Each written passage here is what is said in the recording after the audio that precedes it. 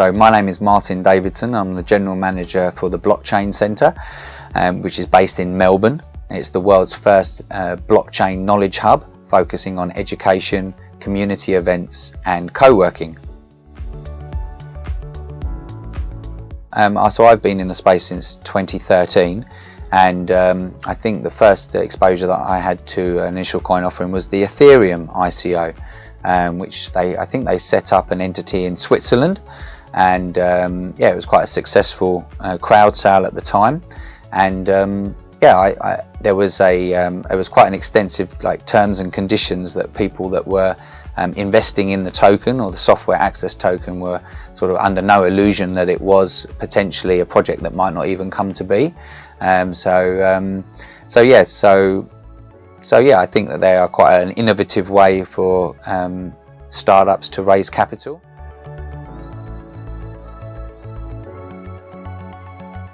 So at the Blockchain Centre, what with the recent rise in value of all the different many of the cryptocurrencies that are being traded, there's obviously now a lot of companies that are doing ICOs and looking to use this way of financing.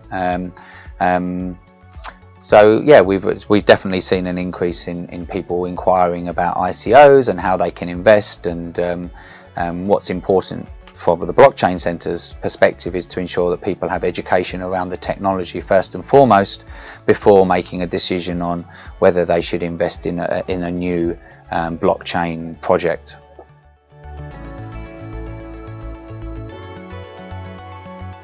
The type of education that we provide at the Blockchain Centre is we run a monthly Bitcoin and Blockchain 101 workshop, and we've been running that for 3 years now. There's also a Ethereum 101 developers workshop, which is run by a front-end developer, Ethereum developer. The type of material that we cover is, what is a blockchain, the Satoshi white paper, which was the first blockchain implementation, and how to use the network securely and safely. You look at the best practice of using Bitcoin and using Bitcoin primarily, but then also how to sort of compare other blockchains and the utility of the blockchain. So I have invested in ICOs personally. Yeah, I invested in the Ethereum ICO, and obviously Ethereum has now gone on to sort of get a lot of publicity and have a lot of collaborations with corporations. So it's still seen to be proven how much utility the Ethereum network will end up supplying to the market. So other ICOs you've invested in? So there was a recent ICO called the Mobile Go, which was done by the Game Credits team.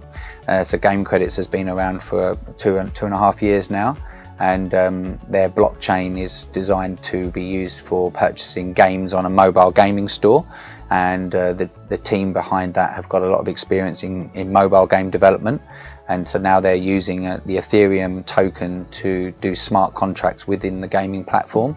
So the reason why I invested in that ICO is because I saw that there was a strong team, and there was a large addressable market, and the potential utility of a Ethereum or smart contract token to be utilized within the gaming platform. So I could see there was some real world utility available there. Many of the ICOs, I don't think there is utility at this stage, so they are very speculative. So that's just something that I'm aware of and share with people about, needing to be mindful of the speculative value of these projects as opposed to having any real world utility at this stage. So I would assess a team behind an ICO by looking at their experience, and whether they have experience in computer science, cryptography, if it's dealing with if it's a financial application, do they have experience in the financial world. I would also look at the white paper and the quality of the white paper compared to white papers such as the Bitcoin white paper. I think that's a good starting place for people, and then look to look to research what people are saying in the industry about the ICO as well, and whether the founders' claims are being tested as well.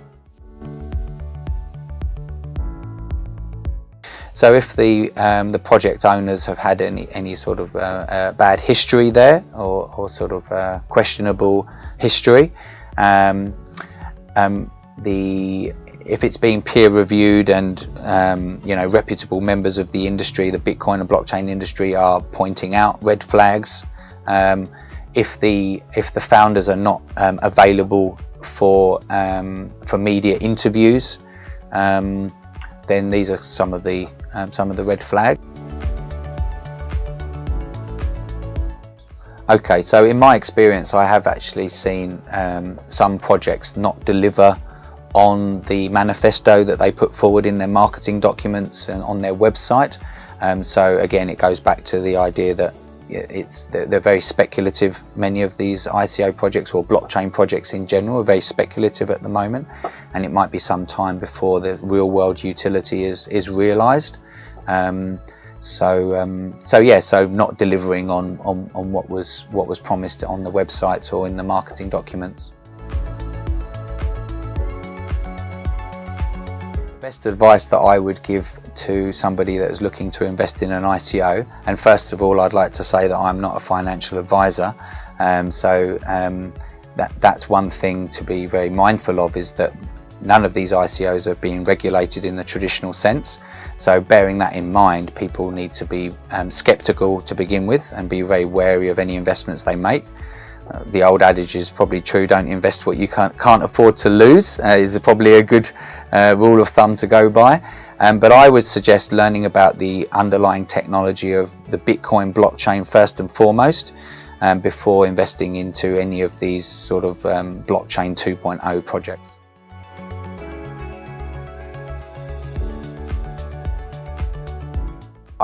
It would be hard to sort of make a judgment call on that, because it's still very nascent and many people still don't know anything about cryptocurrencies at all.